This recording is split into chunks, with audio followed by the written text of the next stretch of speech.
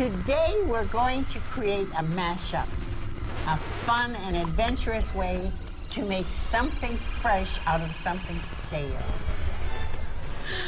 And we heard Girl Talk. On the aesthetic and legal margins of music.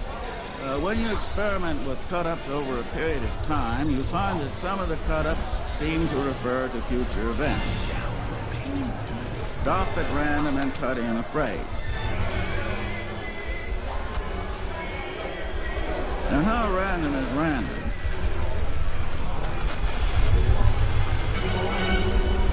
No question, the most insidious virus in the midst of this illegal downloading of music is some people with some samplers. Rich poppy noise sounds like Plunderphonics. Sounds like happy up-tempo, fun, poppy. Michael Jackson with Mounties called in to confiscate all copies of the CD. Now, before we get our freak on, we need to match up our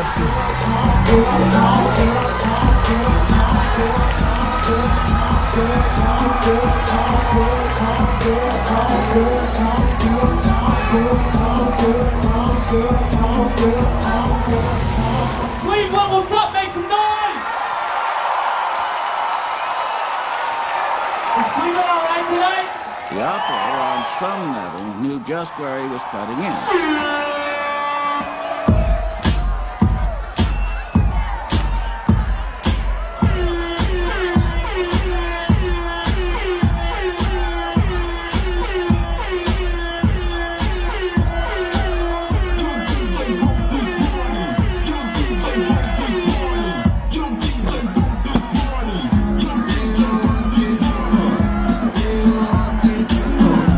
Let's stop and play a game.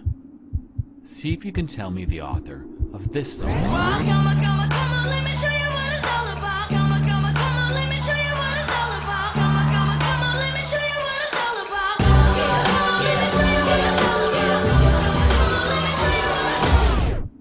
If you guessed the Jackson 5, you'd be wrong.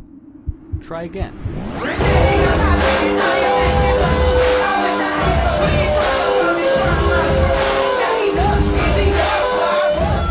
If you guessed Queen, you're still wrong, because this music was created by my favorite artist, Girl Talk. Girl Talk makes mashups. His computer is an instrument, and the notes he plays are sampled from thousands of pop music classics, cut up and rearranged to create new songs. Pop music and or music from different genres seems untouchable. You know, Elton John seems untouchable. Obviously, they create that and they force that idea in your mind that these people are superstars, they're untouchable. So just being able to just manipulate and do whatever you want, you know, and just kind of put Elton John in a headlock and just, you know, put a beat behind him and pour a beer on his head.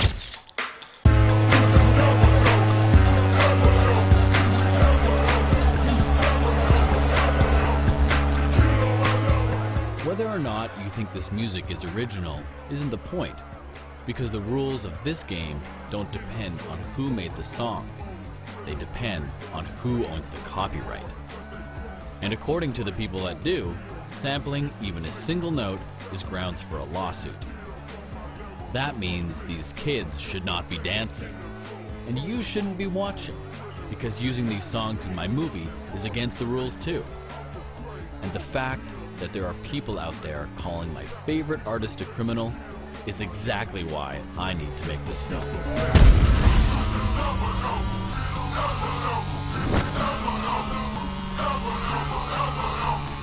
This movie is about a war. A war over ideas. The battleground is the internet. And I take that personally, because I was born at the exact same time as the internet. I was born on a small island off the west coast of Canada. My parents were trying to get away from the world, but like all kids, I wanted the opposite. I wanted to connect back. Luckily, the creators of the internet thought the same way. This computer would talk to this computer, sending a message first to this computer and forward it on to this computer, thereby acting as a relay. millions of computers were connected and evolved into one perfect machine, designed for a single purpose: sharing information. The internet allowed me to connect from my island to the world, to communicate ideas with millions of others, and a media-literate generation emerged, able to download the world's culture and transform it into something different. And we called our new language Remix. Funny things, political things, new things were all uploaded back to the net. The creative process became more important than the product, because consumers were now creators, making the folk art of the future.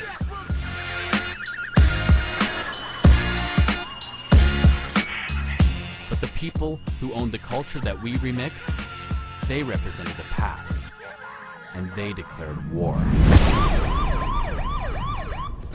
They didn't see a great library or an information superhighway. They saw a supermarket, and they wanted to get paid. For these people, ideas are intellectual property, locked up until purchase. They use infinite money, corporate lobbies, and lawsuits to protect their property. Let's call this side the copyright. On the other side are those who want to share ideas. We'll call them the copyleft. These people believe that the public domain must be protected to ensure the free exchange of ideas and the future of art and culture. These are the people I've traveled the world to find.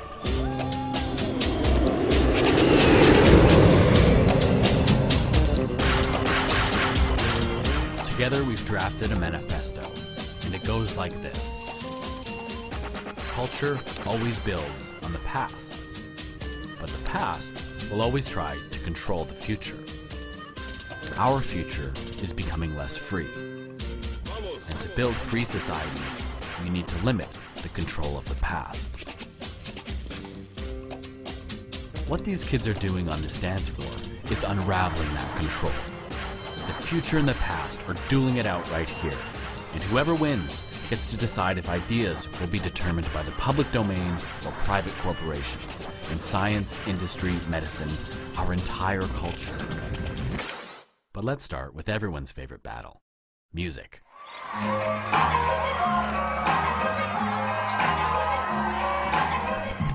Remember Girl Talk? He knows a lot about intellectual property, because by day, he's an engineer who samples biological data. By night, he tests how people's biology reacts to his musical data.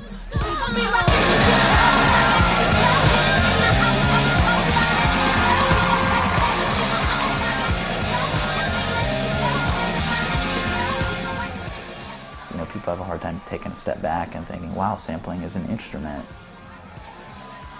Potentially in the future we're going to look back and just be like, wow, I can't believe people were having these moral struggles for someone collaging two songs together. Seems like something that could be very dated very fast. Well, what is the moral dilemma? Who would have a problem with Girl Talk's music? I've been at the Copyright Office for more than 40 years. You need to know, I don't have a computer at home. I've never done a mashup. I've actually never downloaded, you know, a song that was hanging out there.